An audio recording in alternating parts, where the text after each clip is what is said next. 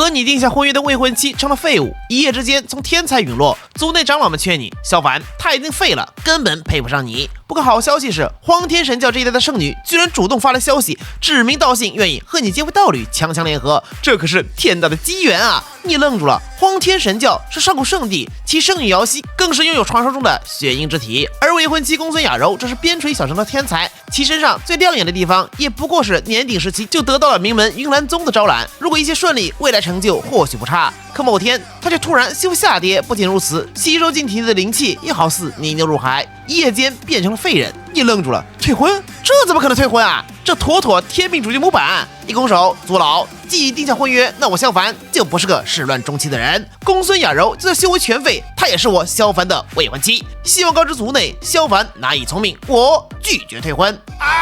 族老灵修也愣住了，上古圣地的天骄之女不选，选一个废柴嘛？哼，萧凡，我希望你考虑清楚，你可别后悔。就在此时，系统提示音响起，恭喜你打破设定，拒绝了退婚，获得天命主角的气运加持，受到祖先眷顾，血脉纯度将在10天内提升至90%。你愣住了，系统，也就是说，我只要不按设定出牌就能得到好处嘛？与此同时，一股血脉之力从虚空中涌入体内，淬炼肉身，这就已经开始提升了，舒服。摸摸下巴，不行，不能这么干坐着，得为我的未婚妻做点事儿，说说好感度。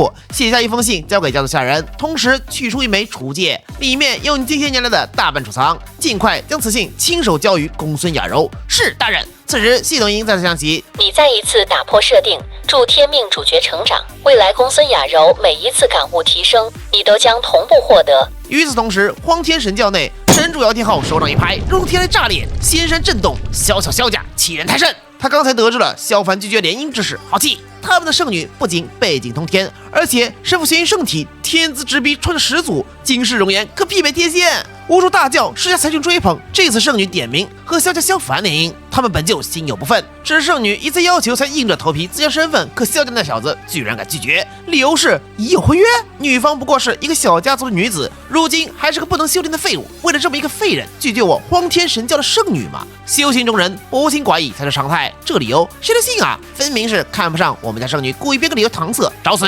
来人，派出4大天尊，随我去萧家问罪。且慢，圣女瑶汐此时走出劝阻，一拱手，联姻本就是你情我愿，既然萧凡不愿，那便作罢，岂可强人所难呢？一众长老好急，圣女万万不可啊！对待如此不识好歹之人，千万不可心存善念。神主姚天昊面色费解，瑶汐，你可知今日之事若传出去，你的名声就没了，就连我神教也要遭各大势力耻笑。瑶汐是真的无奈啊，他怎么会不知这层利害关系呢？可那萧凡万万不能交恶啊！他有个不为人知的秘密，其实他是个重生者。上辈子他以玄阴之体一路横推，同在天教问鼎玄天。可100年后，这方位面遭遇大劫，神教遇到倾覆，他也战死当场。回想起前世，印象最深的便是萧家萧凡，当初只手镇压整个人界的至强者，甚至大炮外面之苦飞升而去。所以这辈子想寻求萧凡的帮助，最可靠的方法自然是联姻，结为道侣。为此，他多番打探信息，包括对方婚约。本以为以他天赋身份联姻水到渠成，却没想到那萧凡居然这般重情重义，女方都成了废人还不离不弃。如此重情重义之人，现在是好，未来才更可能帮我神教夺个大劫啊！既然如此，联姻走不通，或许追随于他更合适点儿。一拱手，是瑶汐太过任性，未曾探明对方心意，以致让神教蒙羞，望神主责罚。你姚天昊往那挥手，既然你都这么说了，此事便作罢。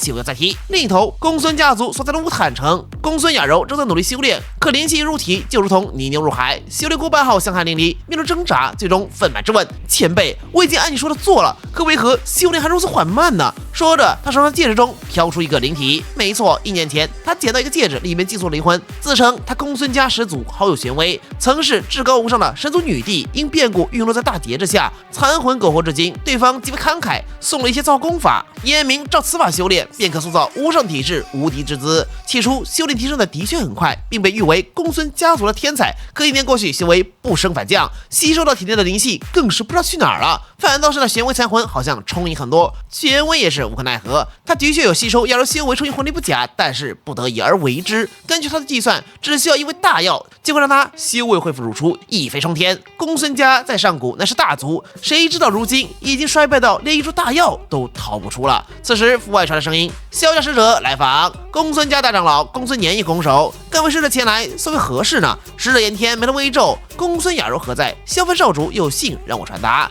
众人一听，是在暗淡，退婚还是来了吗？3日之前，云岚宗就已经来人宣告了雅柔失去弟子资格的消息。那时家族上下就在猜测，萧家或许不久便会来退婚。毕竟作为萧家最杰出的天骄，岂能容忍自己的道侣是一个无法修炼的废人呢？雅柔淡然走到面前，退婚虽有羞辱，但谁又知道他公孙雅柔就不能再度崛起，登上巅峰呢？届时一并还了便是。有道是30年河东，30年河西，莫欺少年穷。但那结果西和楚误解，可就在此时，旁系弟子魏亚贤走出，一把夺过，面带嘲弄：“公孙雅柔，你现在都是废物一个，这些补偿的修炼资源给你用，岂不是糟蹋？不如贡献给家族，也算是发挥余热。让我看看萧藩少孙的信都写了什么呀？哎，我也知道你没勇气面对自己被退婚的事实，既然如此，那就由我代劳。”嘎嘎。可刚撕开信件，你的声音就由楚随的灵力发出：“婚约已定，你是我萧藩之妻，自当护你，待我成长起来，为你重塑经脉，踏足修经。”全场死寂。不是退婚，温雅贤顿时瘫软在地。他刚才行为岂不是作死吗？颤颤巍巍递回去，公孙雅柔接过回到房间，心中泛起阵阵涟漪。对方居然愿意不离不弃，甚至承诺帮他重塑体质。玄威也沉默了，尔虞我诈的修行界，竟还有人这般重承诺吗？联想起他的过去，顿感黯然神伤。快看看出界中都有什么修行资源，若能有1-2株大药，我便有把握助你3月内回归天才之位。雅柔点头，好家伙，里面还有魂草、树枝祭祀、音乐之精，这么多宝贝，连王药都有数株，更别说大药数10株。要知道，这么多宝贝，即便是在萧家，也是极为珍贵的。事实上，这也的确掏空了你多年的积蓄。雅柔心中暖流涌过，跌落神坛这1年来，遭受无数白眼和羞辱，几乎没人看得起他。可是魏文夫不仅不嫌弃，还如此鼎力相助。玄威眼中闪过丝丝感叹和深深羡慕，他生前也曾有过一段刻骨铭心的感情，只是对方为了能够突破真神，毫不手软偷袭他，生生剥离道基。很快神情肃穆，取出颜容之灵，我助你炼化由此火道王药，你便可初步重塑体质，铸就后天火灵道体。雅柔疑惑，那这道体距离萧凡？仙婉失笑，现在与他仍有很长一段距离，但你大可放心，我教予你的造功法，若大成，可铸涅槃之体，届时不输任何天骄，甚至由你忽悠那未婚夫长生无忧，也未尝不可。被看穿心思，雅柔脸蛋一红，随即开始炼化。然而颜容之灵贵为王药，太过霸道，本来以玄威的计划得雅柔抵达金丹期才可进行，但见他天生心切，又被他未婚夫重情之举所感，曾冒险提出铸就火灵道体，代价自然是有的。不过他微微一笑，接言大道无情，今日有幸得见修仙界任何重情之人，付出点代价倒也值得。随即催动为数不多的神魂之力为雅柔保驾护航。片刻后，他周身涌出无数火焰道纹，后天火灵圣体成了。而玄威也虚弱到几乎透明。成日之前，他留言大道无情，能真心待你之人很少，这是幸事，要好好把握。随即遁入戒指内，另一边你的血脉纯度逐渐提升，很快到达了85%大关。这时天地变色，这是